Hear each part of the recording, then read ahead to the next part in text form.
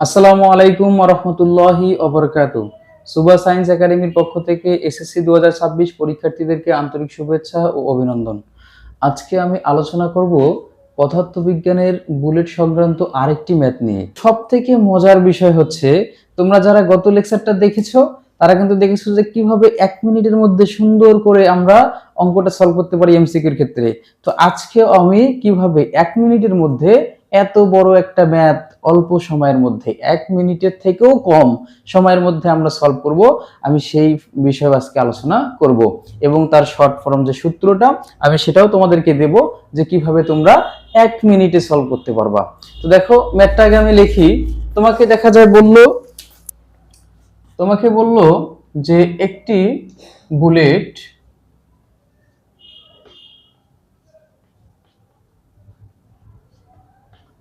Bullet একটি তক্তায় আঘাত করে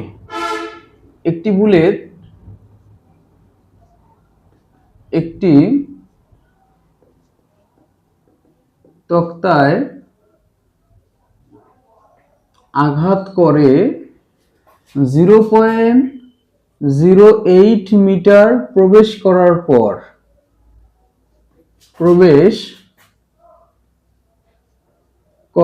পর বেগ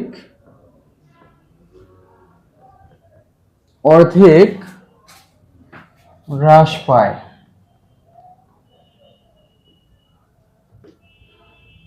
বেগ অর্ধেক কি পায়? হ্রাস পায়।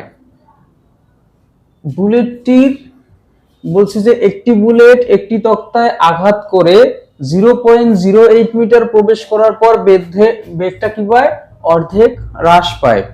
এখন যদি বলে যে বুলেটটি আর কত দূর প্রবেশ করতে পারবে বা বুলেটটি আর কত মিটার প্রবেশ করতে পারবে, প্রশ্নটা কি করলো যে বুলেটটি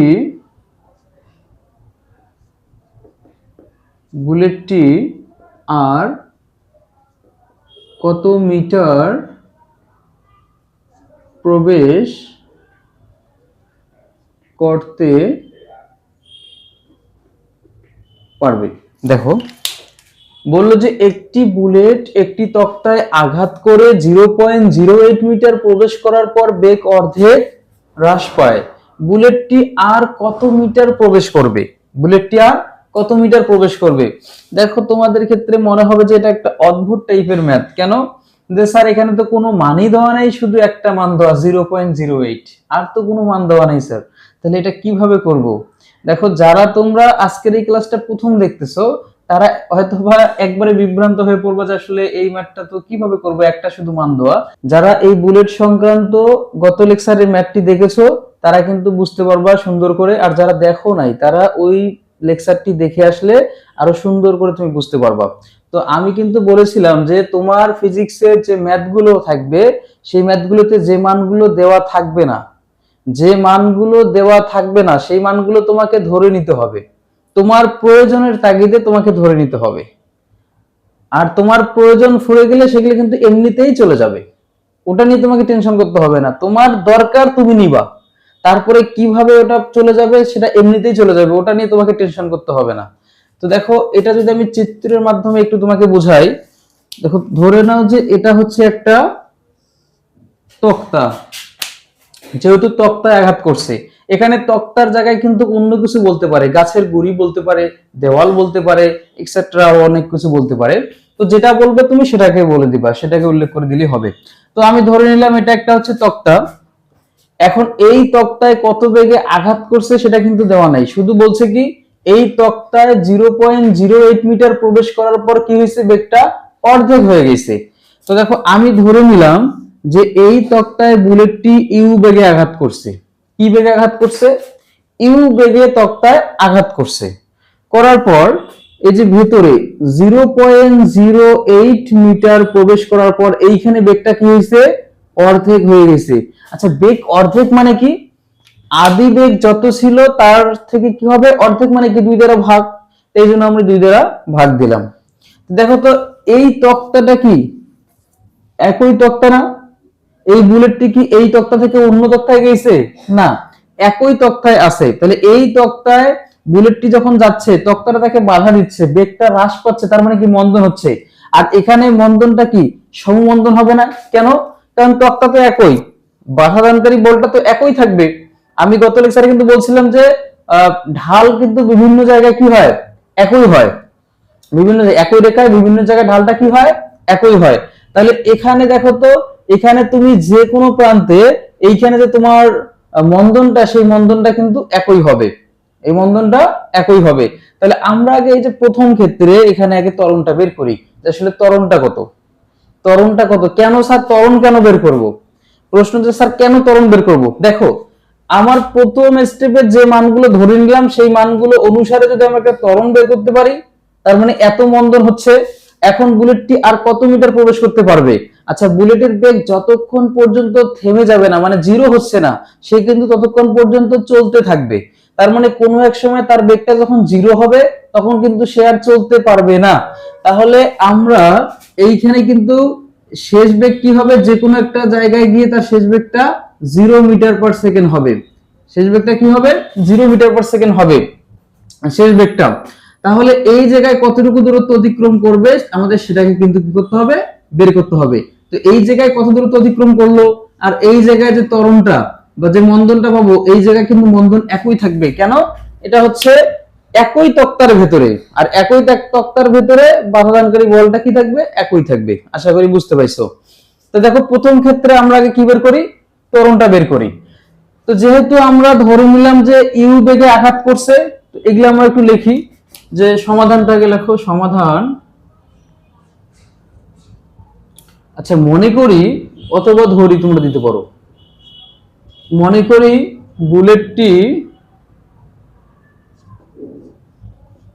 বুলেটটি ইউ বেগে তক্তায় আঘাত করে। কি করে? আঘাত করে। তোমরা এখানে চাইলে আরো একটু ভাষাটা বাড়িয়ে দিতে পারো। কিভাবে? যে মনে করি বুলেটটি ইউ বেগে তক্তায় আঘাত করে 0.08 মিটার প্রবেশ করার পর বেগটা কি হয়ে যায়, অর্ধেক হয়ে যায়। তার মানে কি ইউ ভাগ 2 হয়ে যায়। তোমরা এটা লিখতে পারো, যে না লেখো তাও হবে, তোমরা এটা লিখলেও হবে, যে তোমরা ধরে নিলে কি ইউ বেগে আঘাত করছে। বুঝতে পারছো? তো এখানে আর কি কি ইনফরমেশন দেওয়া আছে দেখো তো। এখানে আমরা আদি বেগটা কিন্তু ইউ ধরে নিলাম যে ইউ বেগে আঘাত করছে, আর এই প্রান্তে মানে এই জায়গায় এসে তার বেগটা কি হয়েছে, অর্ধেক হয়েছে। তার মানে শেষ বেগটা ভি ইকুয়াল টু আমরা কি পাইলাম, ইউ ভাগ 2 এত মিটার পার সেকেন্ড।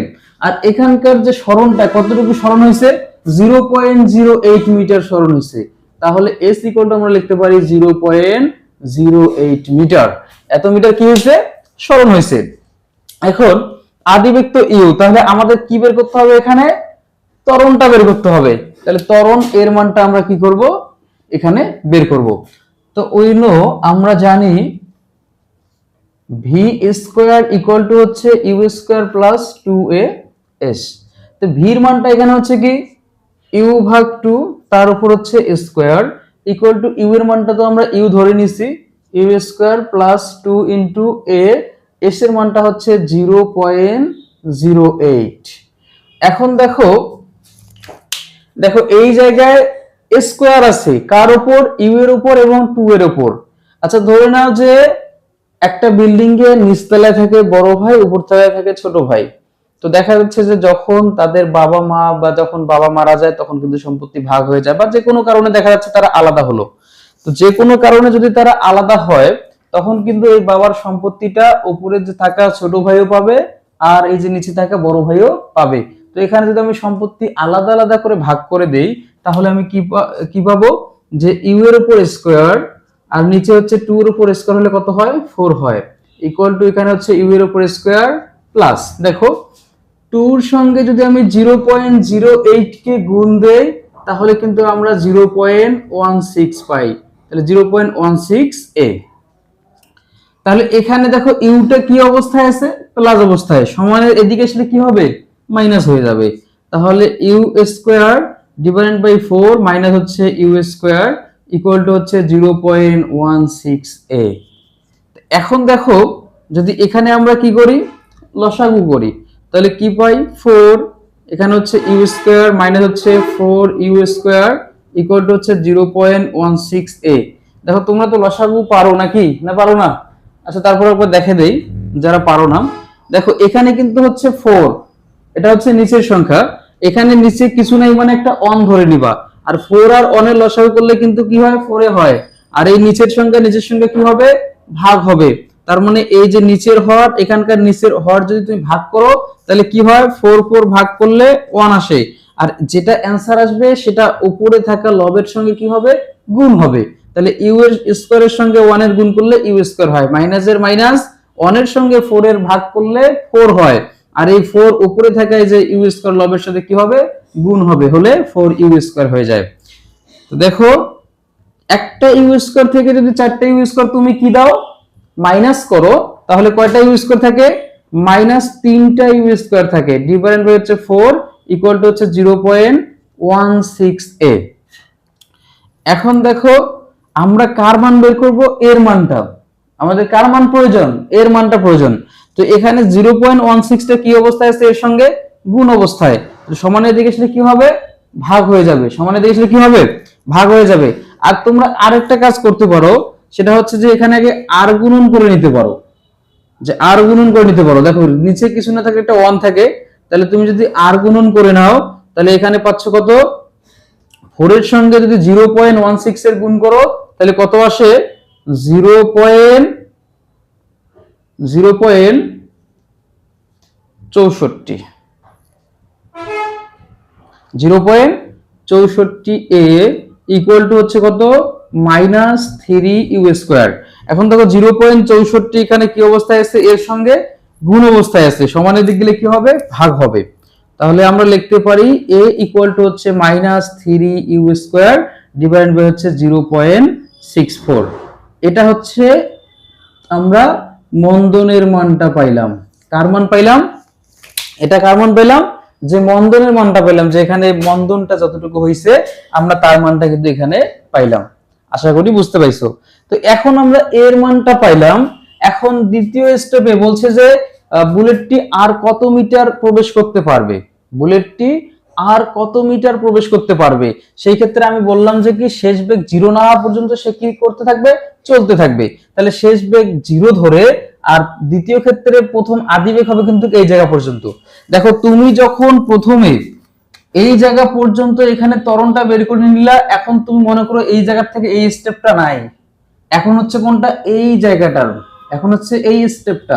তো এই স্টেপের এটা হবে তখন তোমার এখন আদি বেগ, আর এই জায়গায় বেগটা হবে তোমার কি, শেষ বেগ।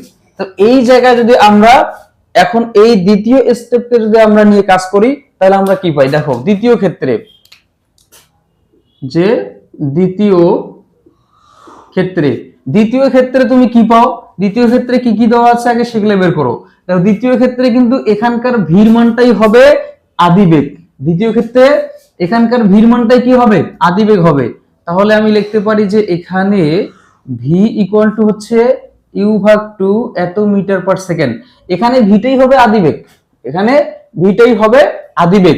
তুমি যদি এখানে ভিটাকে আদিবেগ না ধরো তাহলে এখানে যেহেতু একটা ইউ ধরছো তাহলে এখানে ইউ প্রাইম অথবা u2 ধরতে হবে, কথা বুঝতে পাইছো। আর এখানে শেষ বেগ আমি 0 ধরছি, তো একটা ভি আমরা ধরছিলাম বিধায় এখন কি হবে, ভি প্রাইম ইকুয়াল টু হচ্ছে 0 মিটার পার সেকেন্ড। কেন, 0 না হওয়া পর্যন্ত বুলেটটি চলতে থাকবে। আচ্ছা তাহলে কত মিটার যাবে, আর কত মিটার যাবে সেটা কি তুমি জানো, জানো না। তো ধরে নাও যে আর এক্স মিটার যাবে, তাহলে হচ্ছে উপরে একটা এস দিছি, এস প্রাইম ইকুয়াল টু হচ্ছে এক্স মিটার। তোমরা এইখানে লিখতে পারো যে ধরি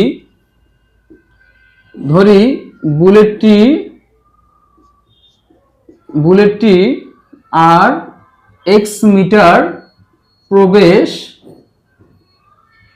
করবে। তোমরা এটা লিখতে পারো যে ধরি বুলেটটি আর এক্স মিটার কি করবে, প্রবেশ করবে।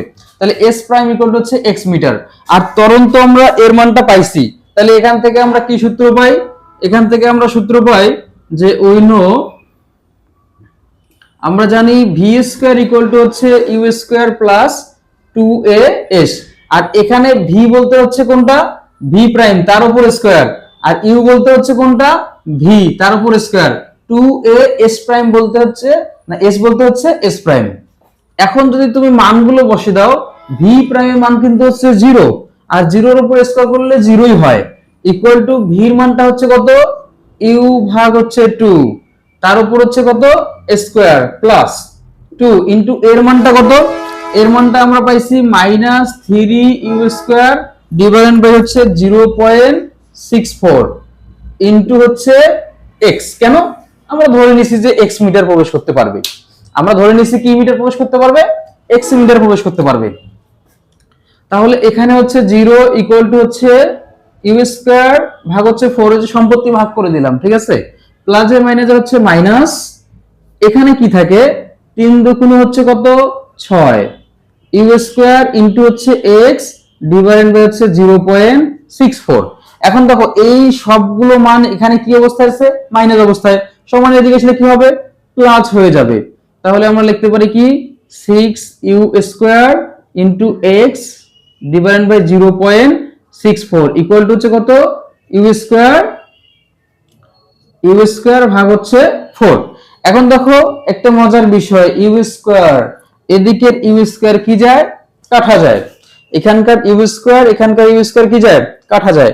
তাহলে কি থাকে, তাহলে কি থাকে, তোমরা এটা তো তুলে নিছো, এটা মুছে দিলাম, হ্যাঁ, এখানে তাহলে কি থাকে, এখানে থাকে 6x ডিভাইডেড বাই হচ্ছে কত 0.64 ইকুয়াল টু হচ্ছে কত 1/4।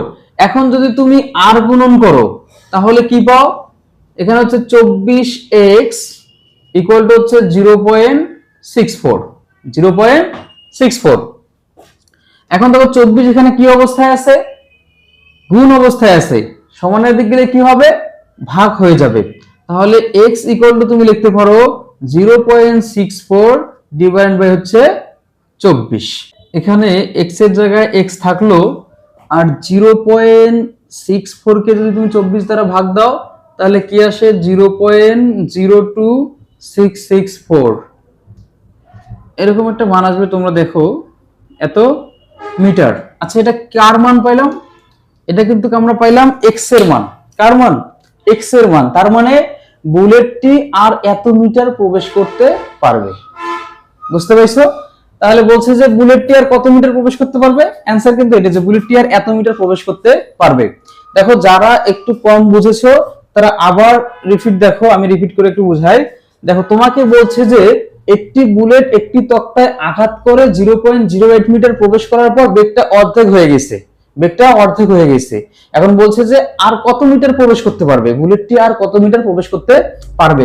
আচ্ছা এই জায়গায় কিন্তু আরেকটু ওরা ব্যতিক্রম করে দিতে পারে যে বুলেটটি তক্তাটিকে ভেদ করতে পারবে কিনা। তক্তার একটা পুরুত্ব দেওয়া থাকলো, তোমাকে বললো যে তক্তার একটা পুরুত্ব 20 মিটার দেওয়া থাকলো বা যে কোনো একটা মান দেওয়া থাকলো, বললো যে পুরো তক্তাটি ভেদ করতে পারবে কিনা।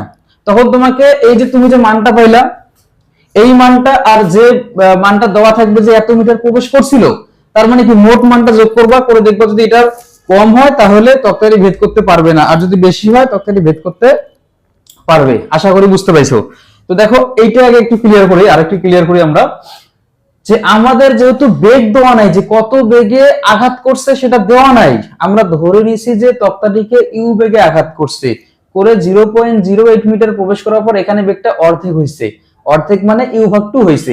তাহলে এই জায়গায় একটা মন্দন হয়েছে, বেগ হ্রাস পাইছে, এই জন্য আমরা মন্দনের মানটা এর মানটা কি করে নিছি, বের করে নিছি। এটা হচ্ছে প্রথম স্টেপের ক্ষেত্রে। দ্বিতীয় স্টেপ, আর কত মিটার যাবে এটা তো জানি না আমরা, তা আমরা ধরে নিলাম যে বুলেটটি আর এক্স মিটার প্রবেশ করবে, আর এক্স মিটার প্রবেশ করবে, কিন্তু কতক্ষণ প্রবেশ করবে, যতক্ষণ পর্যন্ত তার বেগ 0 হচ্ছে না সে ততক্ষণ পর্যন্ত চলতে থাকবে।